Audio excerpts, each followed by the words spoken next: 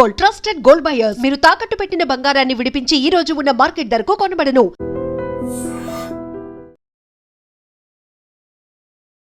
నమస్తే, welcome to I dream. నా పేరు వలి. ముస్తఫా ఖమేనీ నూతన సుప్రీం లీడర్, ఇరాన్ దేశానికి సంబంధించి వాళ్ళు ఎన్నుకున్నటువంటి నూతన సుప్రీం లీడర్. ఇతని ఆచూకీ తెలియజేస్తే $10 మిలియన్ ఇస్తామని అమెరికా విదేశాంగ శాఖ తాజాగా ఒక ప్రకటన చేసింది. ముస్తఫా ఖమేనీ తర్వాత ఈయనకు సంబంధించిన భద్రతా అధికారి ఎవరైతే అలీ లారిజానీ ఉన్నాడో అతను, సో కొంతమంది పేర్లు ప్రస్తావిస్తూ తాజాగా ఒక ప్రకటన చేసింది.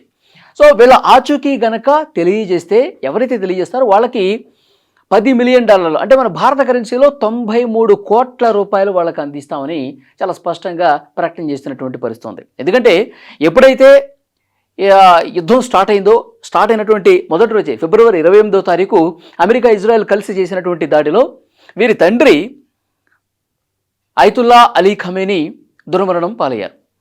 ఆ తర్వాత కొన్ని రోజులకు ఈ ముస్తఫా ఖమేనీని నూతన సుప్రీం లీడర్గా ఎన్నుకున్న తర్వాత ఈయన ఫిజికల్గా ఇప్పుడు కనిపించాల. ఈయన ప్రకటనలు చేసినట్టుగా వార్తలు వస్తూ ఉన్నాయి.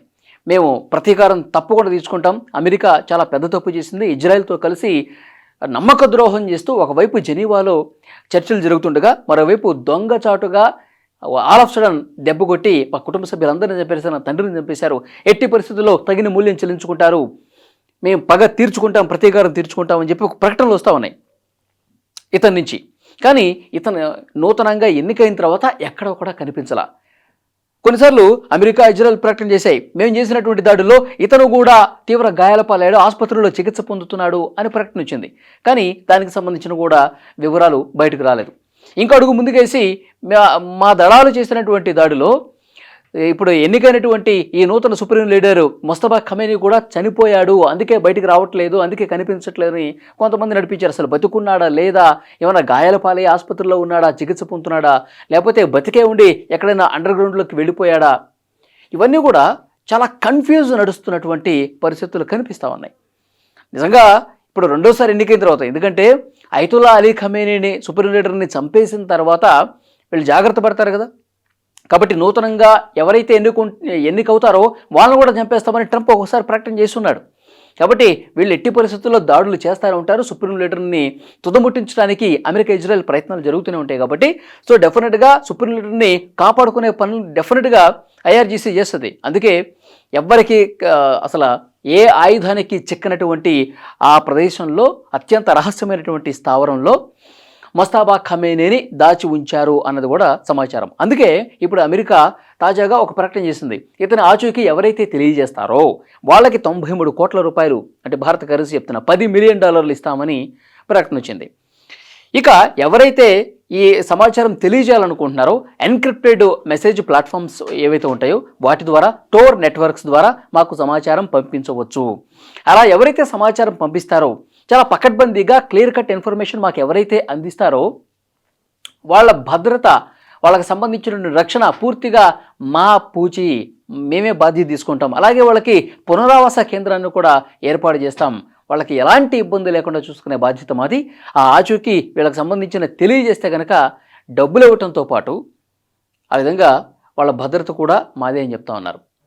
కానీ ఇక్కడ అమెరికా విదేశాంగ నుంచి ప్రకటనలు అయితే వస్తూ ఉన్నాయి, కానీ ఈ యుద్ధం మాత్రం ఎక్కడ వెనకడుగు వేసే పరిస్థితి కనిపించట్లే ఎవరు కూడా. ఇటు ఇరాన్ కావచ్చు, ఇజ్రాయెల్ కావచ్చు, అమెరికా కావచ్చు, ఈరోజు ఆగుతుంది, రేపు ఆగుతుందేమో అని చెప్పి చాలామంది హోప్స్ పెట్టుకున్నారు. కానీ యుద్ధం పెరుగుతూనే పోతుంది, తీవ్రమైనటువంటి దాడులు కొనసాగుతూనే ఉన్నాయి. తాజాగా అమెరికా ఆ ఖర్గ్ ఐలాండ్ మీద దాడి చేసింది. ఇరాన్కి సంబంధించి అతిపెద్ద ఆర్థిక వనరులు ఉన్నటువంటి ప్రాంతం, చమురుకు సంబంధించినటువంటి మౌలిక సదుపాయాలు ఉన్నటువంటి ప్రాంతం, ఇరాన్కు సంబంధించిన ఒక గుండెకాయ లాంటి ప్రాంతం ఖర్గ్ ఐలాండ్ మీద దాడులు చేసింది. ఈ దాడుల తర్వాత ఇరాన్ మరింత ప్రతీకారంతో రగిలిపోతూ మళ్ళీ మేము చేసేటువంటి దాడి చాలా తీవ్రంగా ఉంటుందని చెప్పి హెచ్చరించారు. కాబట్టి ఒకవైపు చమురు నిల్వ కేంద్రాల మీద దాడులు జరుగుతున్నాయి, మరోవైపు ఇరాన్ కూడా గల్ఫ్ కంట్రీస్లో ఉన్నటువంటి అమెరికా బేస్ క్యాంపుల మీద, అమెరికాకు సంబంధించిన ఆర్థిక కార్యాలయాల మీద దాడులు చేస్తోంది, ఇజ్రాయెల్ మీదకి క్షిపణుల దాడులు చేస్తోంది, డ్రోన్ దాడి చేస్తోంది. ఒకవైపు టెహరాన్ కూడా పూర్తిగా కకావికలమైనటువంటి పరిస్థితి ఉంది.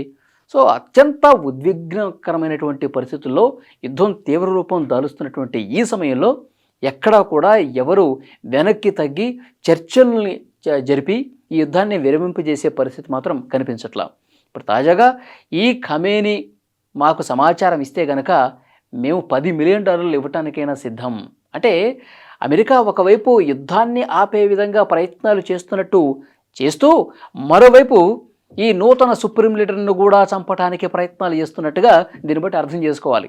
ఎందుకంటే సుప్రీం లీడరు ఎన్నికైన తర్వాత వెంటనే మా అనుమతి లేకుండా ఎవరు ఎన్నికైనా సరే వాళ్ళని చంపేస్తాం, ఇరాన్లో పరిపాలన పూర్తిగా మా కనుసన్నల్లో జరగాలి, ఇరాన్లో చీమ చిటుక్కుమన్నా సరే అది పూర్తిగా మేము చెప్పినట్టే నడవాలి అన్న స్థాయిలో అమెరికా మాట్లాడుతున్నటువంటి పరిస్థితి ఉంది. మరి దీనికి ఒప్పుకునే పరిస్థితి లేదు ఇరాన్ ఎట్టి పరిస్థితుల్లో. ఎందుకంటే మా దేశ స్వతంత్ర సార్వభౌమాధికారానికి సంబంధించి, మా దేశానికి సంబంధించిన చట్టబద్ధ హక్కులకు సంబంధించి ఎవరు వేలు పెట్టడానికి వీల్లేదు, మూడో వ్యక్తి అసలు మా దేశం జోలికి రాకూడదు. అందుకే వాళ్ళు నిన్న కండిషన్స్ కూడా పెట్టారు. టెహ్రాన్ నాశనం చేశారో దానికి నష్టపరిహారం చెల్లించాలి మేము యుద్ధాన్ని ఆపాలంటే, ఇరాన్ హక్కుల్ని ఎవరైతే ఈ కాలరాయాలను చూస్తున్నారో వాళ్ళకి తగిన గుణపాఠం చెప్తాం, అసలు భవిష్యత్తులో మా మీద దాడికి రాకుండా మాకు ఒక హామీ ఇస్తేనే మేము యుద్ధాన్ని ఆపుతామని చెప్పి ఖమేనీ ఆల్రెడీ ప్రకటన కూడా చేశాడు. కాబట్టి ఈ విధంగా దాడులు ప్రతిదాడులు జరుగుతూనే ఉన్నాయి, ఈ విధంగా రెచ్చగొట్టే ప్రయత్నాలు జరుగుతూనే ఉన్నాయి. ఇప్పుడు ఖమేనీని ఆచూకీ ఇస్తే $10 మిలియన్ ఇస్తామని చెప్తా ఉన్నారు. అంటే ఇతన్ని కూడా చంపడానికి ప్రయత్నాలు చేస్తున్నట్టుగా తెలుస్తోంది. మరోవైపు అంతే ధీటుగా పకడ్బందీగా ఇరాన్ కూడా హర్ముజ్ జలసంధిని మూసేసింది. గల్ఫ్ మీద దాడులు చేస్తూనే ఉంటాం, హర్ముజ్ జలసంధిని సాధ్యమైనంత వరకు ఎన్ని రోజులైతే అన్ని రోజులు మేము ఆపడానికి సిద్ధమవుతున్నాం అని చెప్తున్నారు. ఇప్పుడు మనలాంటి దేశాలకు కొంత ఫ్రీ హ్యాండ్ ఇచ్చింది, కొంత ఉపశమనం కలిగించేటువంటి నిర్ణయం తీసుకుంది. భారత్ జెండాతో ఉన్నటువంటి నౌకలకి బయటకు వచ్చే విధంగా అక్కడ నిర్ణయాలు జరిగినాయి.